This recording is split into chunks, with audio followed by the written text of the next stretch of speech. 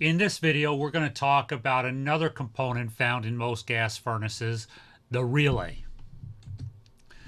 The relay is an electrical device consisting of a coil and a set of contacts. The coil and the contacts are isolated from each other. There's no voltage that moves between the coil and the contacts. It's designed to be usable when one circuit must control another. The relay coil is a spool of wire that is wrapped around an iron core. When the wire is energized, like electricity is applied to it, there's a magnetic field generated. This field pulls in an armature that closes or opens a set of contacts. When a relay is shown in a schematic, it is always shown in the de-energized mode.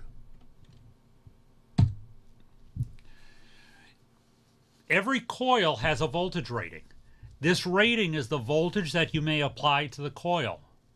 These ratings are normally 24 volt, 120 volt, 208 or 230 volt. However, be aware you may not apply 120 volts to a 24 volt coil, and you may not apply 24 volts to a 120 volt coil. The voltages of the coil must match the voltage you are applying to it. The coil rating is normally stamped on the side of the relay. The coil is considered a load in a schematics of a circuit. It is a load in a diagram of an electrical circuit because it uses power. The relay contacts are attached to the armature that is moved by the magnetic force of the coil. Relay contact points have metal points that come in contact with each other. These points complete the circuit. Normally open contacts, when de-energized, are not touching. Okay, they're the equivalent of an open switch. When the relay coil is de-energized, it is an open in the circuit. When the relay coil is energized, they close, just like turning on a light switch. When the coil is de-energized again, they reopen. A normally closed contact is a closed switch when the coil is de-energized. When the coil is energized, the switch opens and stops the current from reaching the load. When the coil is de-energized again, the contacts close. They return to their normal position. The contacts are rated with the number of amps they can control. The contacts are also rated with the type of load they could control. This would either be inductive, like a motor, or resistive, like a heater. In most cases, you will find two sets of ratings on the contacts, one for inductive loads and one for resistive loads. With inductive loads, the amperage spikes when it's starting. With resistive loads, the amperage remains constant. Make sure the contact ratings exceed the maximum amperage that the load is rated for. If the contacts are below the load rating, the points are going to melt and the contacts will fail. One of the most commonly used relay is called a Mars relay. It's just the manufacturer who made it. When the relay is de-energized, there's no power across the coil.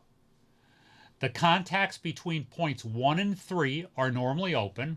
The contacts between points 1 and 2 are normally closed. And the relay coil is energized with 24 volts. This closes the contacts between 1 and 3 and opens the contacts between 1 and 2. And I'll show you a schematic in a minute. The schematic symbol of a relay, and this is what we expect to be used, the relay coil's up top. Then we have a normally open contact and a normally closed contact. Again, relay is designed to control loads in the same circuit or in another circuit. So let's look at one example. Okay, this is an example. You have two contacts. One's normally open, one's normally closed. Then you have a switch controlling the relay coil. Notice all parts of the relay are labeled with the same letter designation. C1 coil controls C1 normally closed contact and C1 normally open contact. So in example number 1, switch 1 is open. Coil 1 is not energized. Thus the normally open contact, C1 is open, and the green load is not energized. The normally closed C1 contact is closed and the red load is not energized, or the second load. Okay, example 2. Okay, the switch 1 has been closed. See, it's closed down here. C1 coil is now energized. The normally closed contact is opened, de-energizing the second load. The normally open contact has closed, energizing the first load.